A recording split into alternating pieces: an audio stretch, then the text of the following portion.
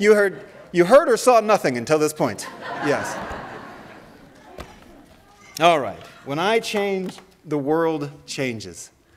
What an affirmation of the individual and our interdependence and interconnection with everything. When I change, the world changes. Each of you an individual bringing who you are, exactly who you are into this space. Perfect and imperfect, all in the same. Yes, that's a paradox, and yet it is true. We welcome everyone here to the Unitarian Universalist Fellowship of Central Oregon. We bring all kinds of different identities, our sexual orientation, our gender identity, how much money we might have in the bank, our life history, the color of our skin, our hopes for the future, our understandings of the past. We bring all of this diversity into this place, the I. And we hope for a transformation, ever so slight, knowing that when I change, the world changes. And we welcome you here on this St. Patrick's Day. I would attempt a wily Irish leprechaun voice right now, but I am not so brave. So please feel free to do that at our potluck. This day where the holiday honors St. Patrick, right? The most Irish of all the Irish. But did you know that St. Patrick is thought to have been a Roman citizen in Britain who was enslaved and taken to Ireland? And it was either escaped or released and returned as a priest to convert the Druids to Christianity. St. Patrick wasn't Irish, yet the story changed. But we can all at least agree that, if nothing else, the color of St. Patrick's Day is solidly green. Yes, green. No. The color dates back to the Great Irish Rebellion of 1641, where the Catholic local leaders revolted against the English crown using a green flag with a harp as an emblem, and it worked so well that for the rebellion in 1798, they used green again, combining it this time with a nationalistic ballad, The Wearing of the Green, and that then became the color of Ireland. Before that, it was blue. Blue. And so the hick persons here, one is blue, one is green. They've got it down, the historic roots and the modern incantation. Well, at least we can agree on leprechauns, right? Nothing's changed in their story. Nothing's transformed. They've always been these fun little sprightly creatures who are up to a little mischievous, but generally well-meaning. But no, even the leprechauns. They came from a medieval story about three magical little sprites who drug the king Ulster into the ocean. And we now know, our happy little leprechauns, we have Disney to thank for that, because before that, they were clearly just grouchy little shoemakers that were up to no good. But now we understand them as being somewhat, benevolent and fun little creatures who might have a pot of gold for us should we catch them. St. Patrick's Day has undergone a transformation over time. We would never imagine these things to have been true about St. Patrick's Day, and yet this is our common story now, which once was very, very different. And this is appropriate on this morning as we look at the possibility of transformation in our own lives. We are grateful this morning not only to welcome you, but to welcome who will be on our panel later this morning. We have some people who have witnessed transformation throughout their work in their world. With us will be Nicole Spreadborough. She's a licensed professional counselor and has been practicing for 17 years. She works with children, adolescents, and adults, and couples and families. She specializes in working with trauma, which includes relational and developmental trauma, disassociation, and attachment related to difficulties in individuals, couples, and families.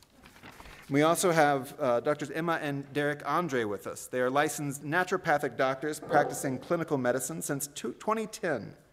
Over their years in healthcare, they observed that the root cause of most ailments lies in the mental, emotional, or the spiritual realms. So they made that the focus of their work. After the couple experienced different series of setbacks and traumas in their own lives, they realized the two biggest factors that helped them grow through these challenging times were community and psychedelic medicine. Now this couple's passion has been directed into helping people who are stuck and struggling into finding the joy and the peace that they seek, as well as the healing. They have a local medicine practice called The Medicine Within, and they live on a farm here in Southeast Bend with their 2 kids and a golden retriever named Gus. So we'll welcome them into our conversation later as we have a panel discussion around what transformation looks like, what it can be, and how we might more readily access that in our own life. We are grateful that you all are here with us this morning. It is indeed, as we say, sometimes, oftentimes, and with good meaning, it is good to be together.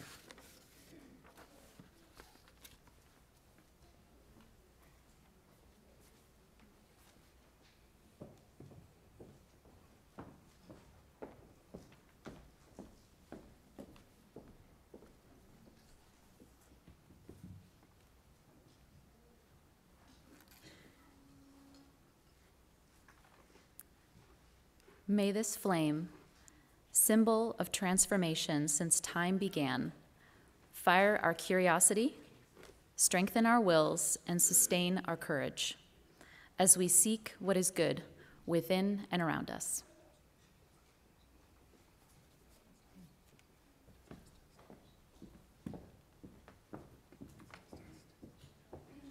Please rise, embody your spirit.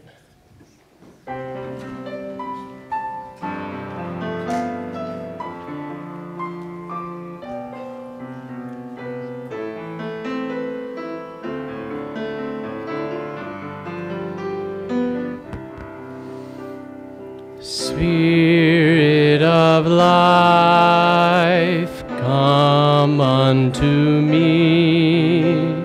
Sing in my heart all the stirrings of compassion.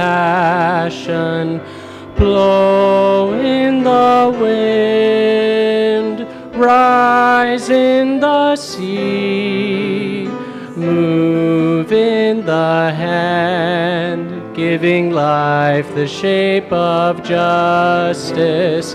Roots hold me close, wings set me free. Spirit of life, come to me, come to me.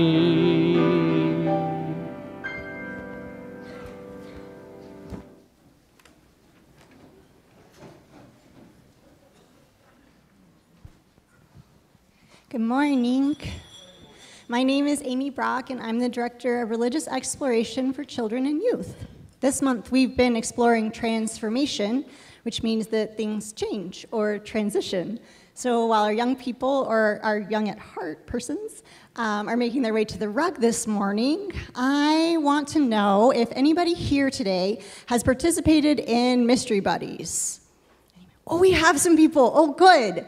So Mystery Buddies has been a fun project that we've been exploring over the last 6 weeks, where we've been exchanging letters about ourselves with people that we don't know. And so I am curious to know if some transformation has happened in those letters. It looks like it might have. I've been reading some of them that have come through my inbox. But if you've had a transformative experience with your mystery buddy, it would be cool for you to tell them about it today if they're here, or send them a note to let them know, because I think that's been a really fun thing to do. All right.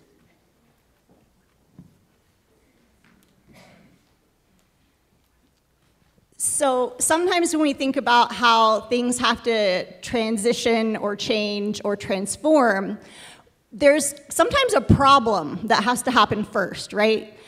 We don't know that things need to transition or change sometimes unless something lets us know, and sometimes that comes in the form of a problem. So we have a story this morning about problems. It's called, What Do You Do with a Problem? I don't know how it happened, but one day I had a problem. I didn't want it. I didn't ask for it. I didn't really like having a problem, but there it was. Why is it here, I wondered? What does it want? What do you do with a problem, I thought. I wanted to make it go away. I shooed it, I scowled at it, and I tried ignoring it, but nothing worked. I started to worry about my problem. What if it swallows me up? What if my problem sneaks up and gets me? What if it takes away all of my things? I worried a lot about what could happen. I worried a lot about what would happen. I worried about this, and I worried about that. And the more I worried, the bigger my problem became. I wished that I could make it disappear. I tried everything. I even tried ways to disguise myself, but my problem still found me. And the more I avoided my problem, the more I saw it everywhere. And I thought about it all the time, and it didn't feel good. I couldn't take it anymore. This has to stop, I declared. Maybe I was making my problem bigger and scarier than it actually was.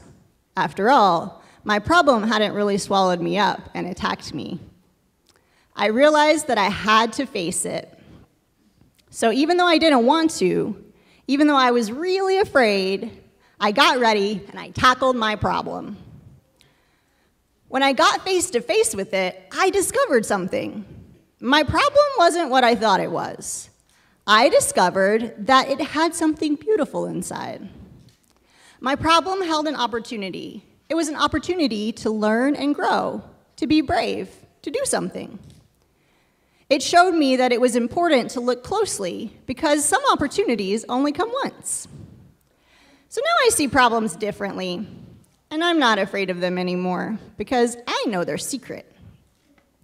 Every problem has an opportunity for something good. You just have to look for it. So I'm wondering, for my friends down here, what are some good things that you think might come from having a problem? It's a really big question. We already have some thoughts.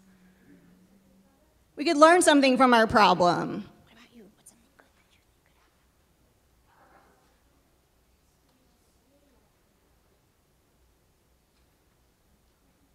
We could make a new friend sometimes. Maybe we could learn how to do something new. You could get to take a trip somewhere. I would imagine that there are all kinds of good things that could come from exploring problems. And sometimes it can be hard to explore problems, but it's always a journey in our life to explore all of the things and learn things from them. So we're going to talk about that more in RE today. But before we go and explore an RE, I had someone reach out about a problem that they were having. The Easter Bunny reached out, in fact. And they let me know that they're having a hard time finding all the eggs that they need to hide this year. And so they said that if we want to have an egg hunt on Easter here at UUFCO, that they're going to need some help filling the eggs. So they dropped off their eggs, and the eggs are by the front door. There's some bags in the box. And so if you would like to help the Easter Bunny with their problem, you can pick out 10 or so eggs, take them home, fill them up, and bring them back, and then we can have an Easter egg hunt on Easter. Okay. Well, with that, I think we will say our children's covenant. Will you help me?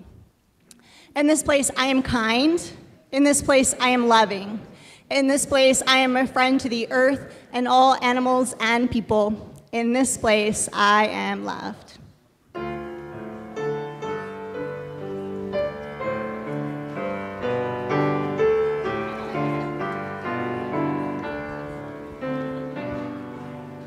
Open my heart to all that I seek. Let me be part of the love you give. Open my heart to all that I seek. Let me be part of the love you give. Open my heart to all that I seek. Let me be part of the love you give.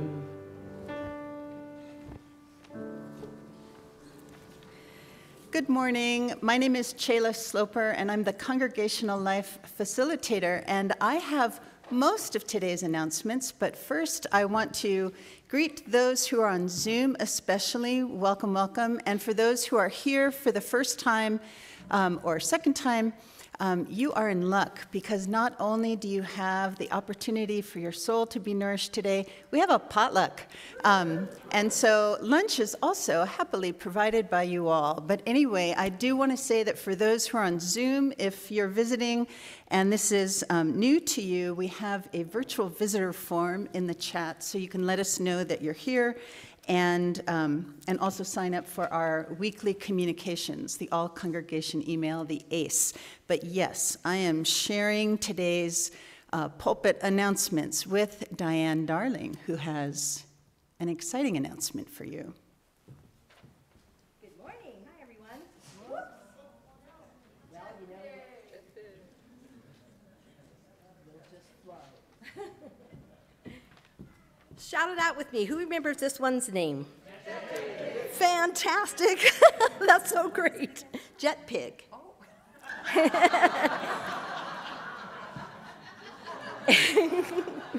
And if you can say what Jet Pig stands for, let's do it together.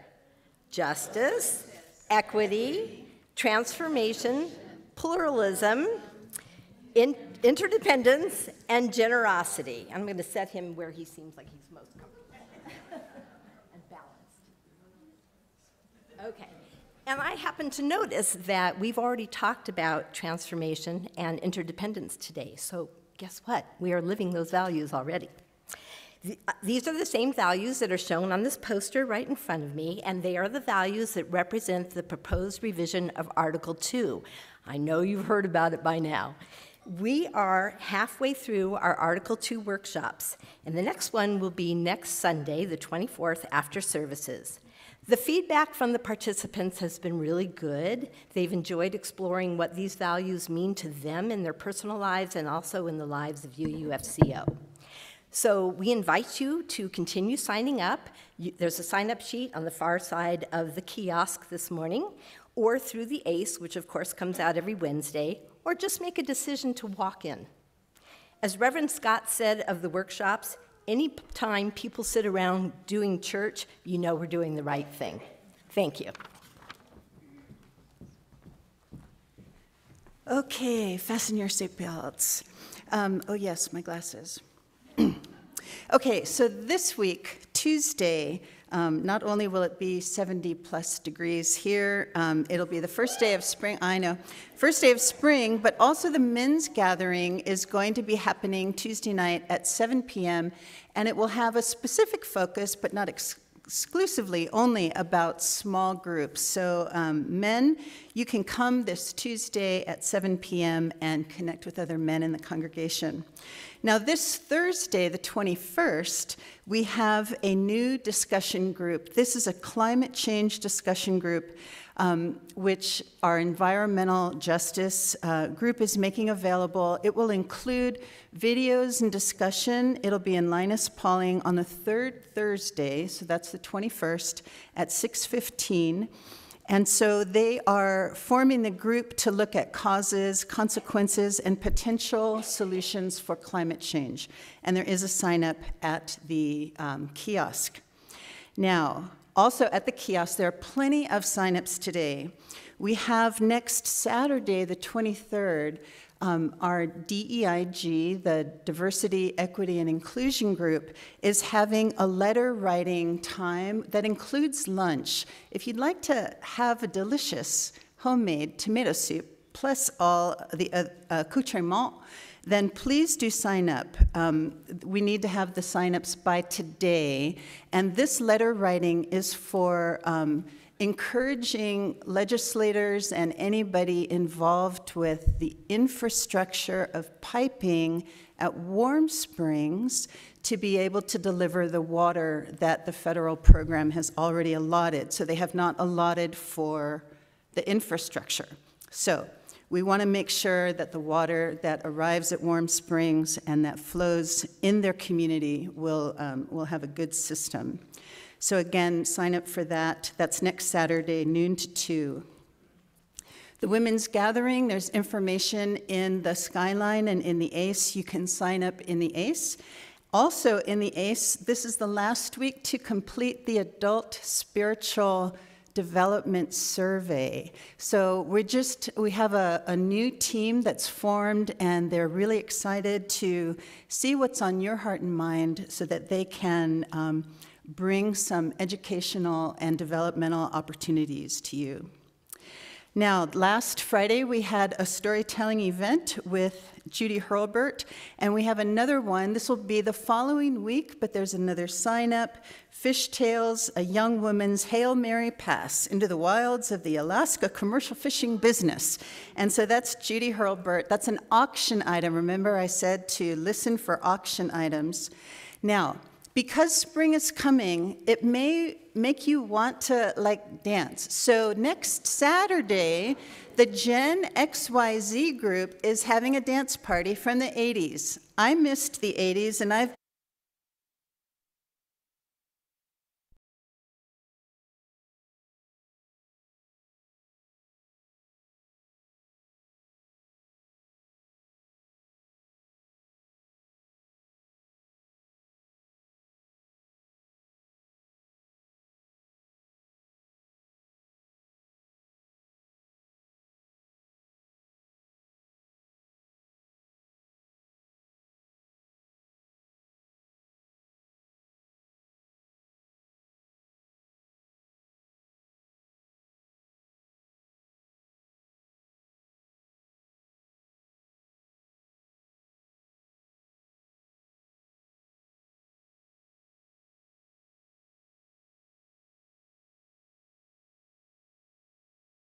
So we got a lot of dancing going on. We have the XYZ on Saturday. That's all like 80s music. But that, Jailhouse Rock, for anybody who remembers, was a little before the 80s.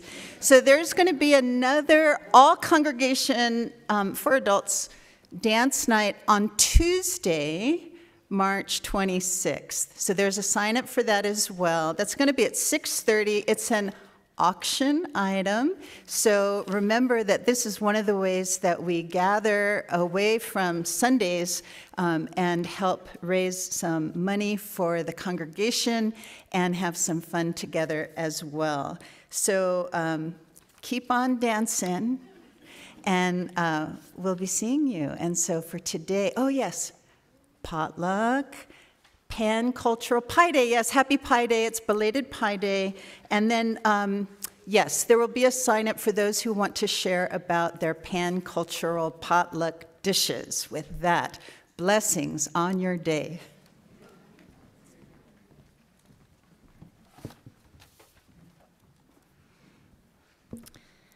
The offering is a sacrament of the Free Church. It is supported by the voluntary generosity of all who join with us.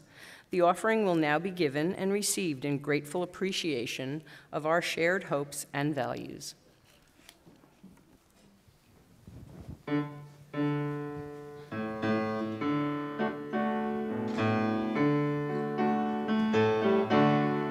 I can see clearly now, the rain has gone. I can see all obstacles in my way. Gone are the dark clouds that had me blind. It's gonna be a bright, bright, sunshiny day.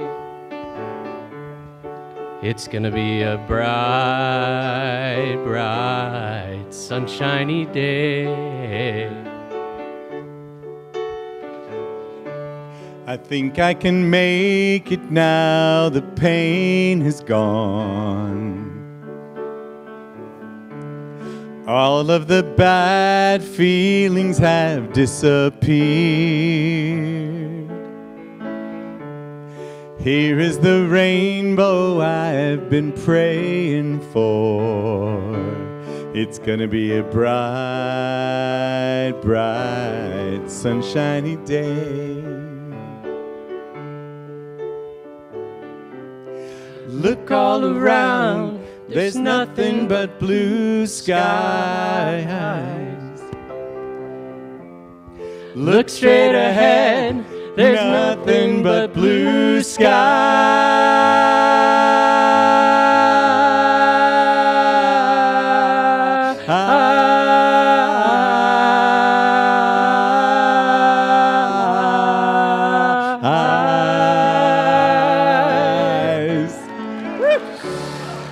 I can see clearly now, the rain has gone. I can see all obstacles in my way. Gone are the dark clouds that had me blind. It's gonna be a bright, bright, sunshiny day. It's gonna be a bright, bright, sunshiny day. It's gonna be a bright, bright, sunshiny day.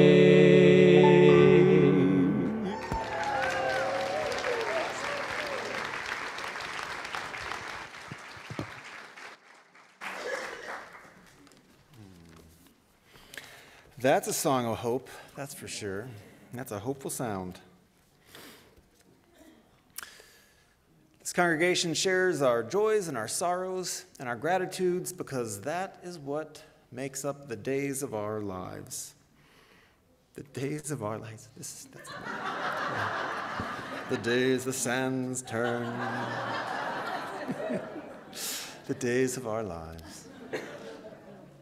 Joys and sorrows and gratitudes and drama. That's what makes up the days of our lives. And so we share those joys, sorrows, and gratitudes and dramas here together as a community, knowing that when we share our lives together, whether it's out loud or just in spirit, that we are connected and stronger and more supported from that. If there's a joy or a sorrow or gratitude in your own heart that you'd like to light a candle for, please feel free to do those. They're on the sides of our sanctuary. While I read our written joys and sorrows and gratitudes, these are located on our kiosk. If you have something in your heart that you'd like to share with this congregation on a Sunday morning, please feel free to fill them out and hand them to an usher. Ben Morgan shares a huge gratitude to the presenters at Judy's house Friday night at Desserts and Tales. Good stories from four of us and so many connections for those attending. And it must have been a good event because Grace Kennedy and Max Merrill share gratitude to Judy Hurlbert for her idea and to Ben Morgan, Don Hartsaw, Jan Lindemann, and Alice Elshoff for sharing their wonderful stories. And knowing that group of people, those people have some wonderful stories to share. An evening to remember. Thank you all, and happy St. Patty's Day. Ellen Peterson shares a sorrow. I was with Diane Kessler yesterday when she had a bad fall. She shattered her kneecap and has 11 stitches over her eye. I'm sure the pastoral care team will be on it. Yes, they will. And for those of you who know Diane will appreciate how we all laughed when told she could use a blue canoe in the ER and gave new meaning to the blue boat home. Jeff Belzer shares a big joy for having dear friends Derek and Emma sharing today. I can honestly say that my life has been transformed by their love, their friendship, and work. The work they do is truly life-changing, and I feel so much love and joy and gratitude for them and this congregation that gets to hear some of their story.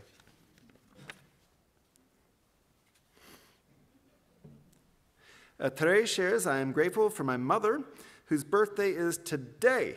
The altar flowers are in her memory. She would have turned 90 today. Feliz cumpleaños, mamá. And a heart. Is Tre in here? What's your mom's name? Oh, Tre. Oh, named after her mom. Tre's mom's name is Tre.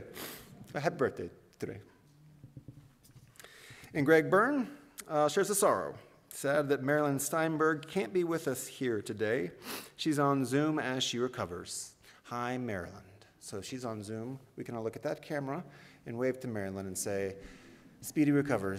Hi, Marilyn. We wish you were here.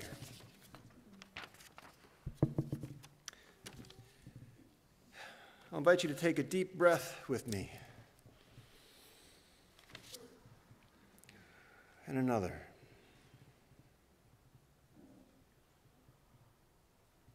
And feel how that changes the room. How it can begin to transform your own body and mind. Simply slowing down, feeling and noticing your breath. I'll offer some words for meditation, followed by some shared silence.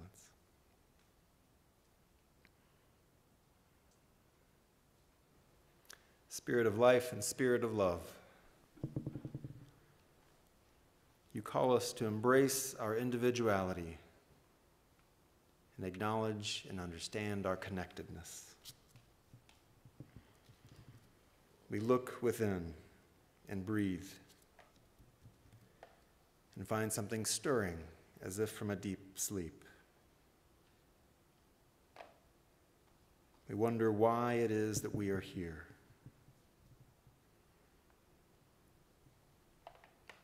We breathe deep, and we look to leave behind all the roles that we've taken on, all the settling for, the making nice, the barely breathing and calling it life. And we wonder how it is that we might be transformed. We breathe deep, and we understand that transformation is not about leaving the world and your human traits behind, but about integrating your quirks, your weirdness, your idiosyncrasies, your soreness, your sensitive spots, all into make what you are more you. You are your unique gift to the world. And the world needs it. The world needs you. You're not here to fit in, or to conform, or to make everything okay. But you're here to find yourself.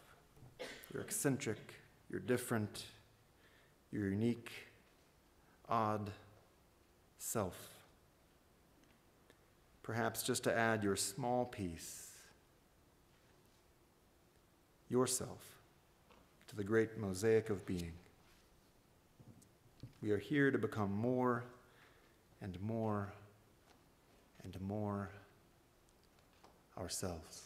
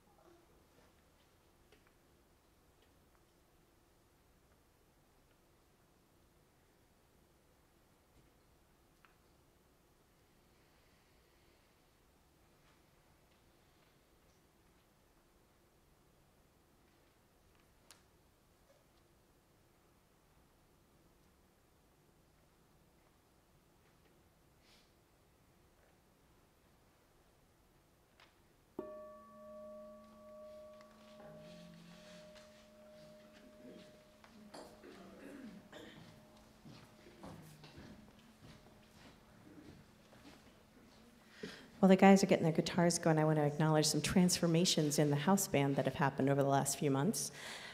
Jeff Belzer has joined us and given us some great rhythm. And you may have noticed Nancy's beautiful voice earlier. She has also joined us, and we're so grateful to have her.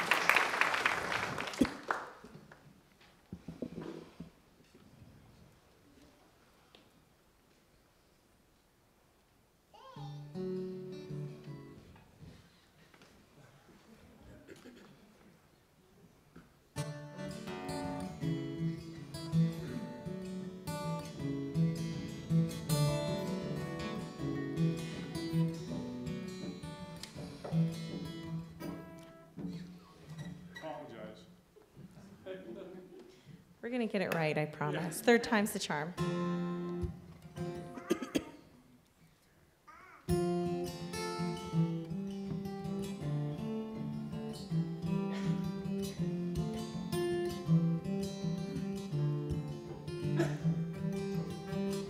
I took my love and I took it down. I climbed a mountain and I turned around. And I saw my reflection in the snow-covered hills till the landslide brought me down. Oh, mirror in the sky, what is love? Can the child within my heart rise above? Can I sail through the changing ocean tides? Can I handle the seasons of my life? Whoa, I don't know. Well, I've been afraid of changing 'cause I built my life around you. But time makes us bolder, even children get older, and I'm getting older too.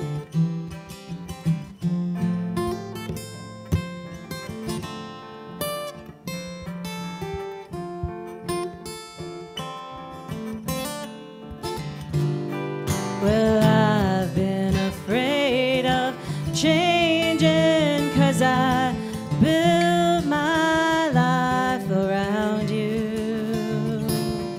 But time makes us bolder, even children get older, and I'm getting older too.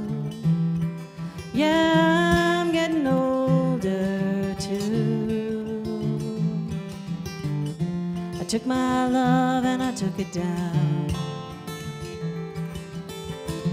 Climbed a mountain and I turned around, and I saw your reflection in the snow-covered hills till the landslide brought me down. And I saw your reflection in the snow-covered hills till the landslide brought me down. Landslide,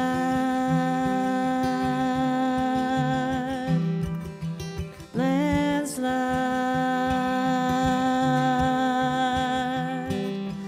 landslide brought me down. I took my love and I took it down.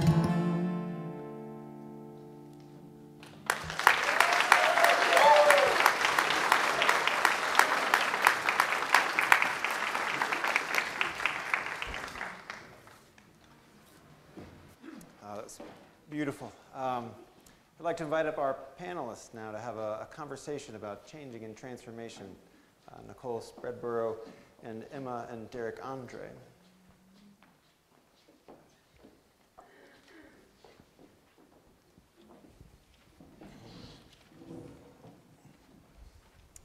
I read once, or I heard Stevie Nicks talk once, and she said that she was 23 when she wrote that song, and she still loves singing it because no matter how old she becomes or how her life changes, she realizes that those words she wrote as a young person still maintain the same meaning because her life just keeps transforming and her life keeps changing and she relates to it just as closely at any point that she sings it as when she wrote it.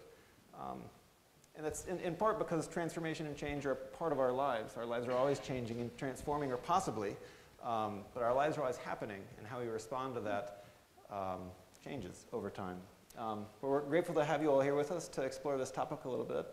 And maybe as a way to get to know each of you a little better and how you got into this work of transformation and healing. If there's been a moment of transformation in your own life that maybe guided you to this work or grounded you, or that you turn to as an example of how transformation is possible, even if sometimes we feel like it's not. Nicole, we'll start with you. I kind of liked my seat better down there. Let's see, so I'll make this short, even though it's going to sound long. When I was 11, I was diagnosed with type 1 diabetes and had really early medical trauma, and early medical trauma that was pre-verbal. And I got trained in EMDR, really loved what I was seeing EMDR work with the kiddos I was working with, and decided, oh man, I probably should go in and do some EMDR around that early medical trauma. So I went in, and it got to things that I didn't know were there. So basically I was stuck in my body and didn't know that until I was able to use EMDR, both as a client and as a clinician.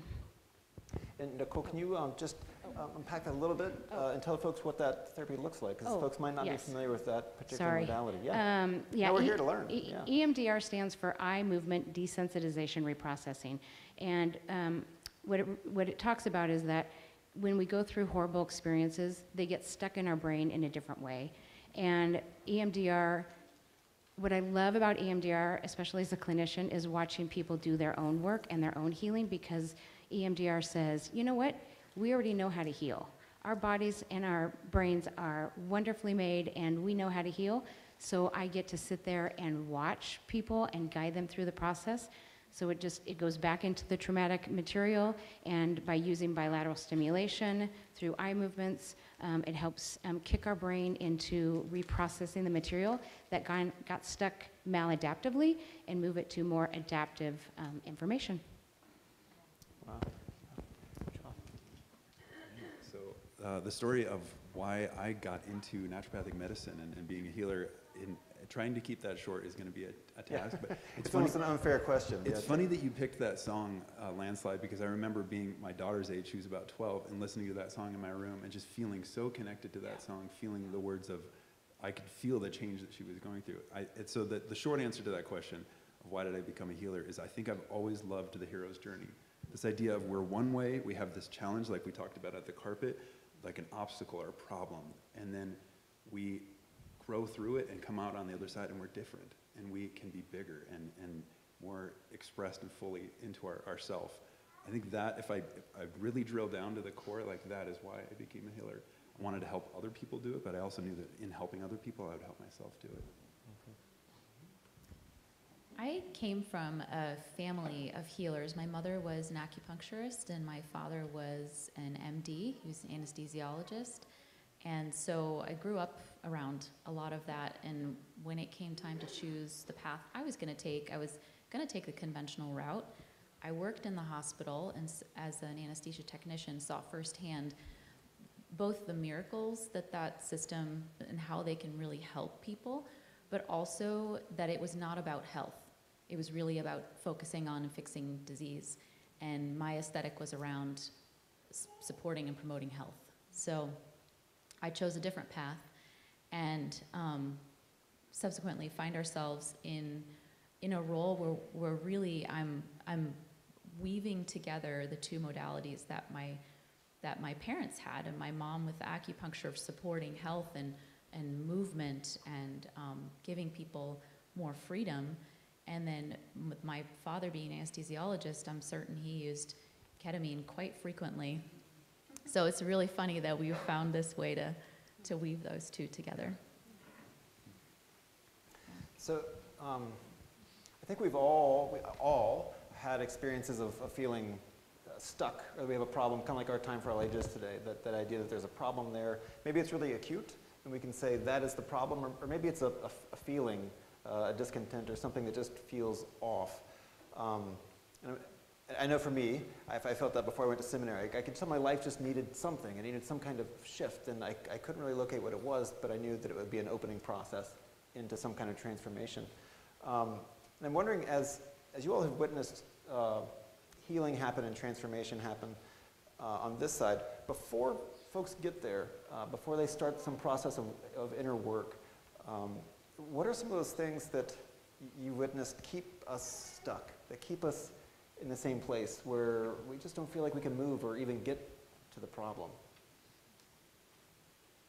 One thing that comes to mind is it's very easy to get sucked into the thinking that our problem lies only outside of ourselves, in our external, in our environment, in our situation, and to forget where we have the power to shift our perspective and to increase self-awareness.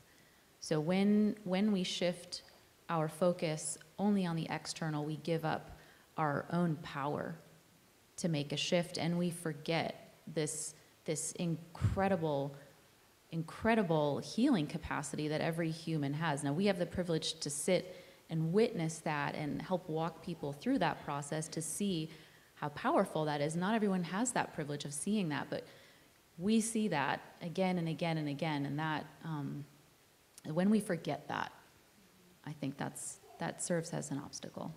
Yeah.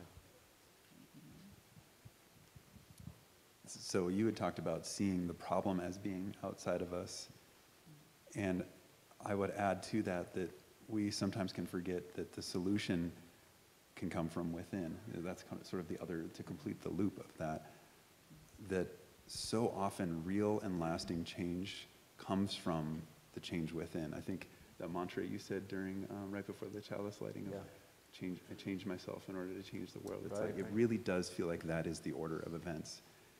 You know, you'll hear the adage of like, you can't change another person. And it's like, that's not true. I see this community, we're changing each other all the time, but the order is that the change comes from within first, and then to the other side. And so just to kind of put a bow on that circle. I think for me, what I've seen with clients is that with trauma, I think there's a lot of fear and a lot of isolation. And we get stuck there because we don't know where to go with it. And fear is a huge motivator for staying isolated and afraid to speak about our truth of what happened. And I think we get stuck partly because we don't know where community is. You know, neuroscience is finally telling us what we've known for, well, other smarter people than me have known for years, is that we heal best in community. We are wired for connection, and when we can be connected, then we can have that support to deal with what's going on inside. And like what Emma and Derek are saying is that we have this part of us inside that already knows how to heal, and to tap that in. And as a clinician, I am privileged every day to get to work with people and watch them move, and it's amazing. So every single person here has, my guess is, something we're working on, some kind of problem in our life, from our time for ages, some kind of that thing following us, that cloud.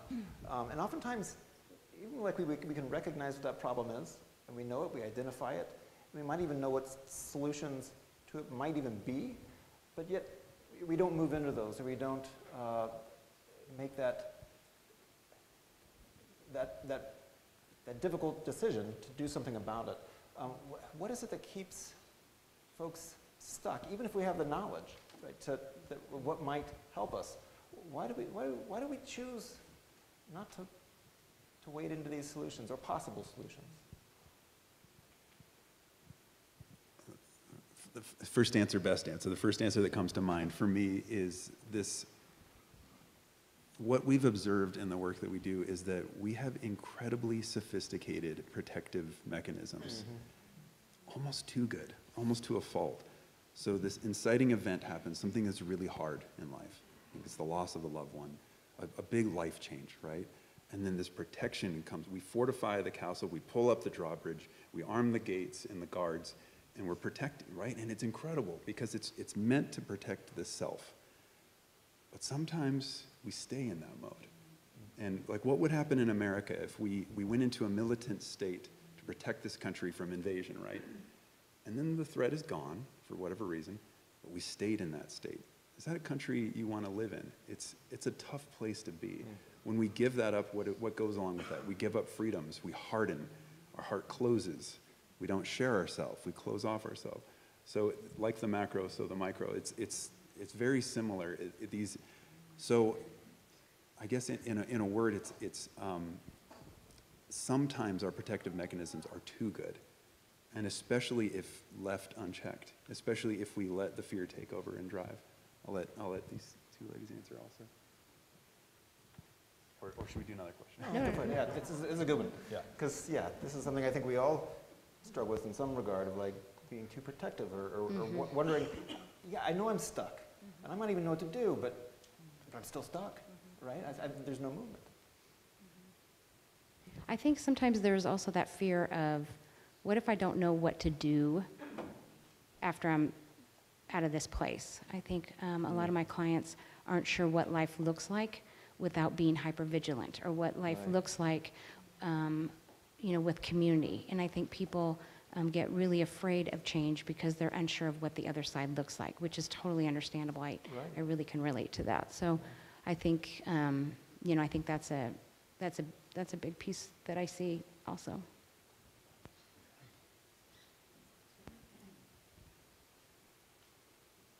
Yeah, I think I would echo what they said, and then add to that I think, so we live in a culture that is hyper individualistic, and we have very deep-seated beliefs about what it means to ask for help, what it means to allow ourselves to be held. So we're working against some very deep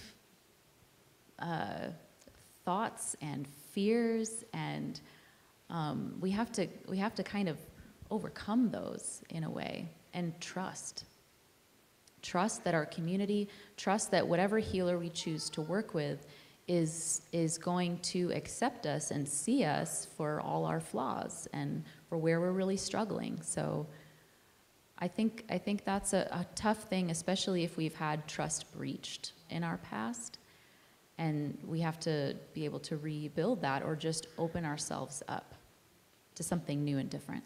Right. Yeah, and that can be scary, because we don't know what it looks like, or it's foreign to us. Yeah. So let's say we find the hope and the courage to seek transformation in our lives.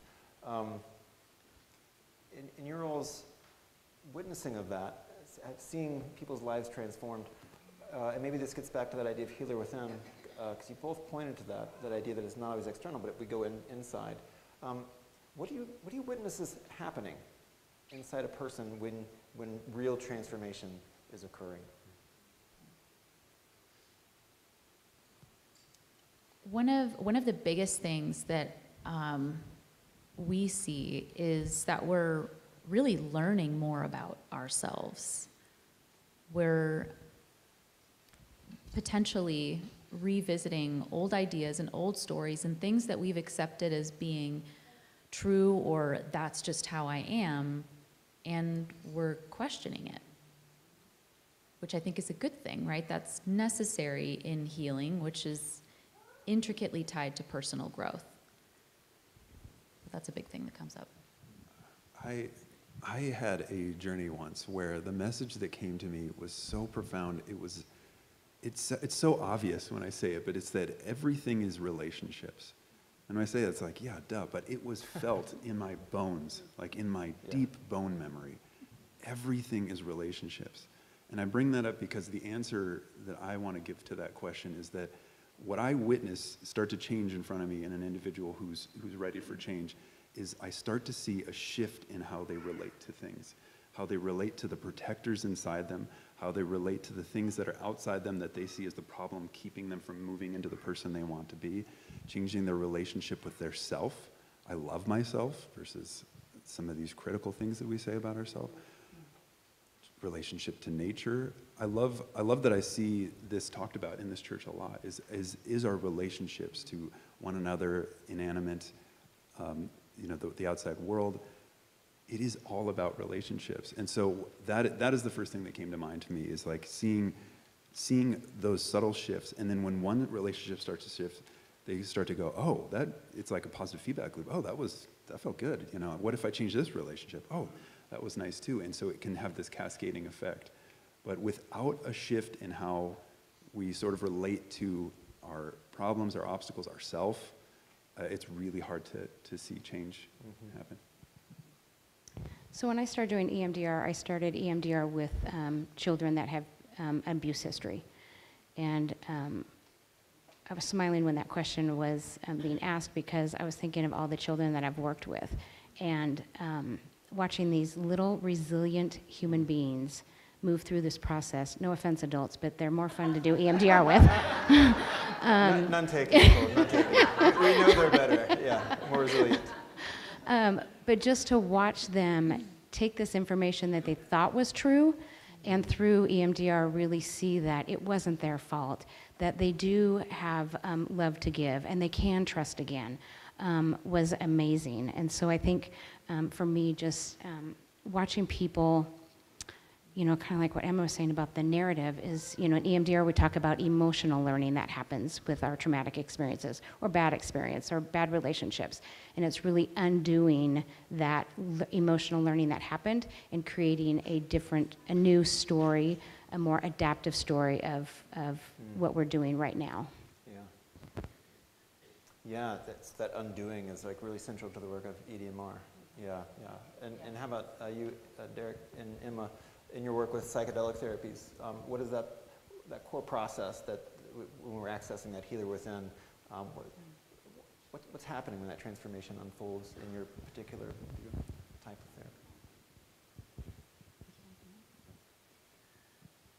of therapy? Well, the easiest way is to kind of put it into context with the medicine that we use, which is ketamine.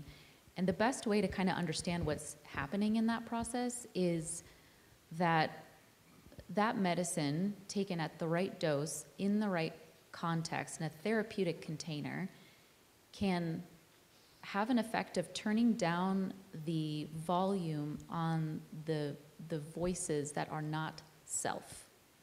So we all have this essence, this core that is the self, that is who we are. It's what we're born with before we gather all the layers of the onion that we all get with the things that we go through and the things that we believe about ourselves.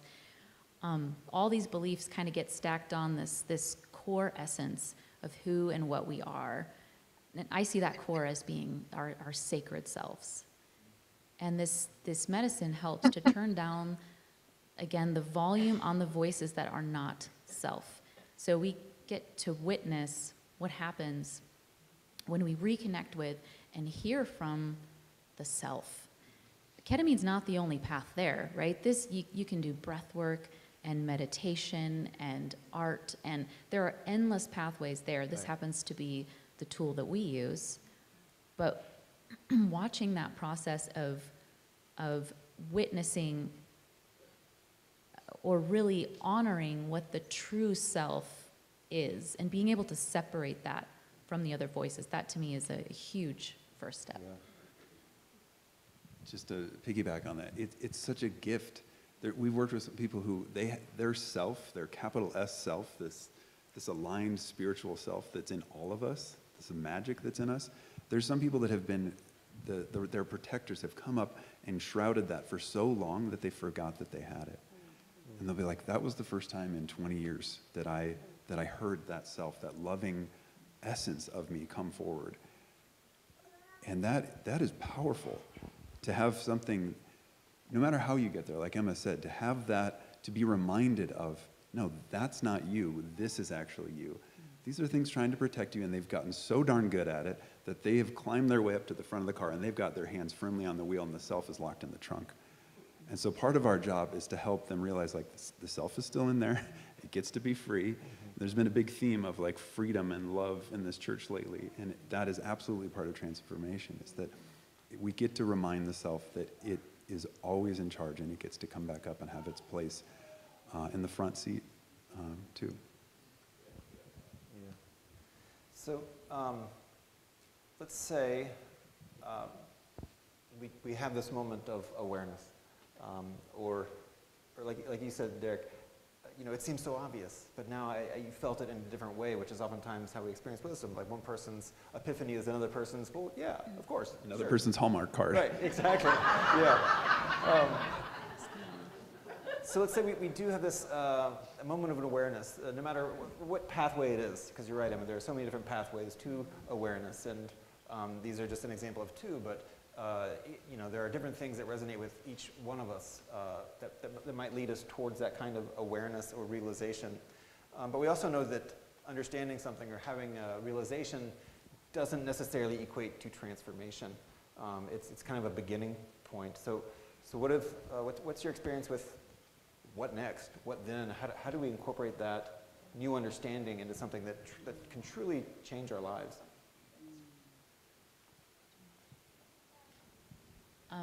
For the way we work in our process and with psychedelic medicine as a therapeutic agent, we call that integration.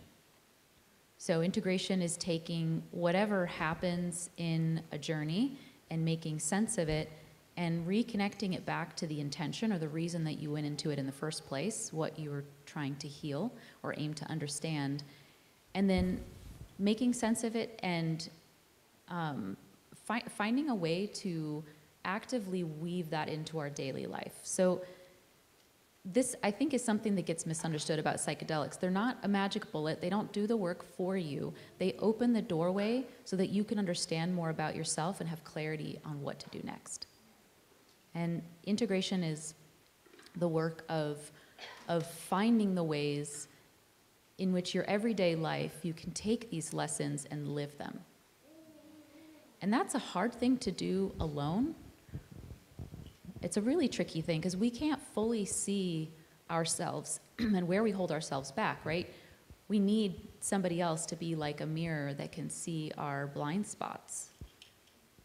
Yeah, so that's integration for us in a nutshell. So I was a Saturday morning cartoon kid, and I grew up, and I watched G.I. Joe cartoons growing up because I was a boy.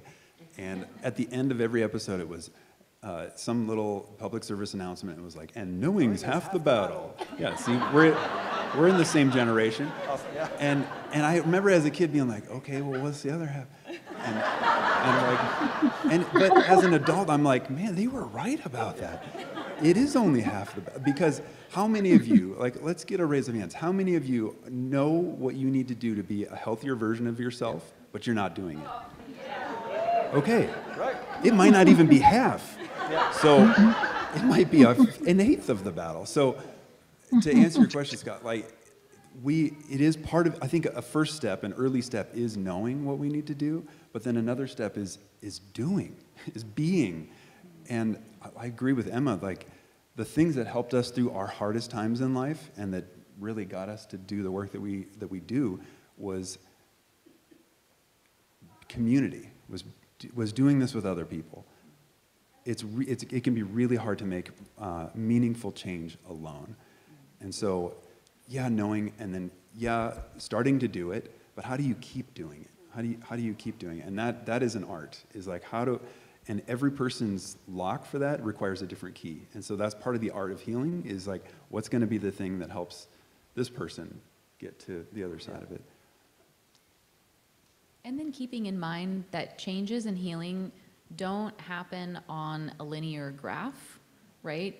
We start something and then we fall off the wagon, and then we start it and then we fall off the wagon. That is normal, and I think it's really important to remember to have compassion for yourself and patience as you figure those things out, and to not have this idea that we're going to be doing it perfectly or that we're going to shift it all at once.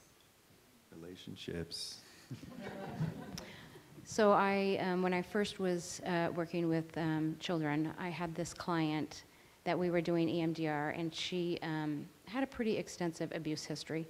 And as we were doing EMDR, I looked at her, and she kind of had this surprised look on her face. And I said, "Oh, what do you notice going on?" And she said, "The memory just flew out my ear. It's gone." And I'm like, okay, great, go with that. And, and so as we talk, because some of those memories, and that doesn't always happen in EMDR, it was her experience, but she was able to see kind of, you know, Derek and Emma are talking about that sense of self. She got to see self for the first time, and then she actually got to create a different relationship with her mom because she was seeing herself, and so she showed up a little differently. And Mom kind of joked like, "I told you that you were good and you were lovely and I loved you," but you know, she couldn't see that, and so she was able to do that and show up differently, and she was so excited, and she was a different kid after that. And you know, I'm going to echo what Emma says, that, you know, one, I don't believe EMDR is the only way to heal. I have seen lovely things happen with it. I think there are lots of things that happen. This little girl, because she was able to reconnect to her mom in a different way, created healing for her. And so, yeah, I think that integration is about involving community and relationships. Yeah, we know there's no magic wand, and we know that there are many, many ways to heal, right? Different paths towards that kind of healing. And we know that we all need healing and continued healing, and as our life unfolds, those things change over time. Just so as a final question here, because we were talking before, like, you know, what is our main message? What do we want to make sure that people understand and hear from this conversation? And it really is about transformation being possible, and what you've witnessed and been a part of. And so I'm just wondering if you could speak to that, just as a final thought around the idea of hope. If someone's feeling like, that sounds nice, but maybe not for me, or I can't get there. The thing I want to say is I want people to know that you're not broken. We come into this world with self, and then we have bad experiences, and we do feel like we're broken, but we're not. And so I think there is hope in community. I think there's hope in knowing that there are things out there that help us find that self and help us reconnect to ourselves and to others. And so I guess that would be my big message, is that we're not broken because of the things we've endured. I think we learn from them, like that story was telling us, and we connect to others.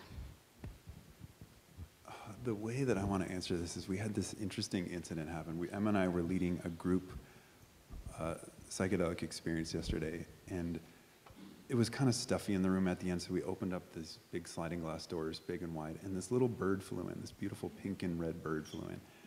And it flew in, and then it was immediately freaking out, because there's a room of 10 people, and it was like, oh my gosh, what have I just walked into? This is not the cave I thought it was going to be. And we're trying to integrate our experience, and this bird is flying all around, squawking and pooping on stuff, and we're like, what is the lesson in this?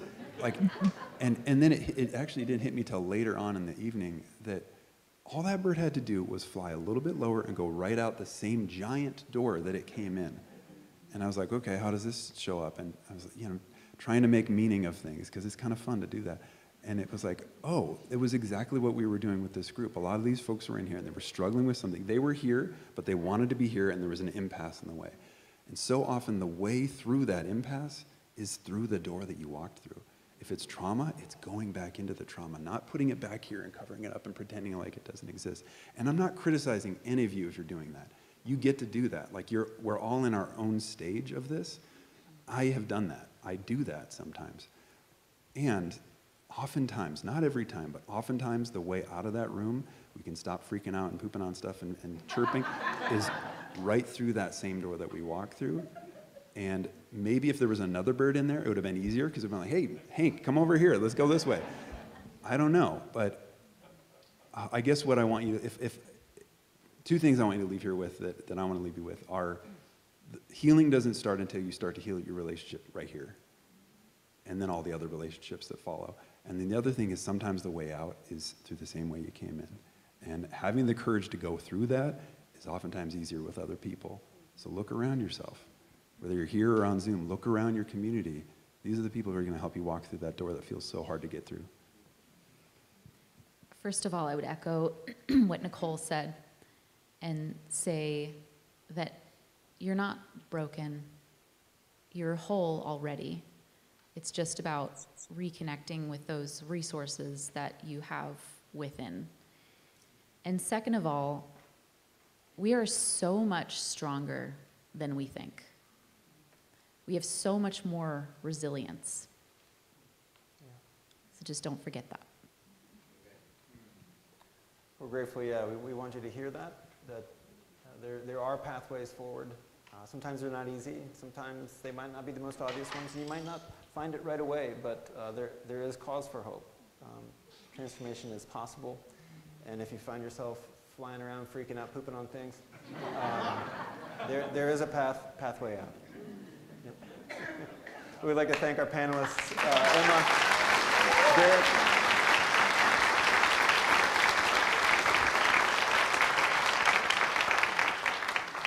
Derek, and Nicole. Thank you for being here. Thanks for offering your insights into transformation, and we are grateful.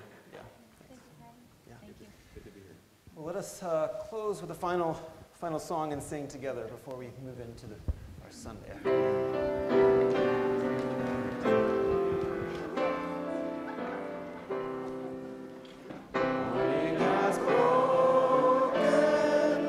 Like the first morning, blackbird has spoken like the first bird. Praise for the singing, praise for the morning, praise for them springing fresh from the word.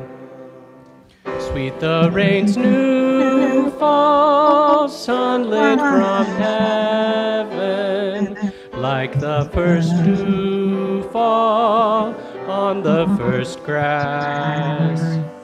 Praise for the sweetness of the wet garden, sprung in completeness where God's heat pass. Mine is the sunlight, mine is the morning, born of the white light, Eden saw play. Praise with elation, praise every morning, God's recreation of the new day.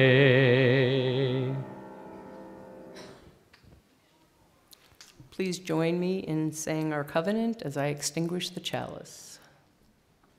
Love is the spirit of this fellowship and service. Services is law. This is our covenant to dwell Together.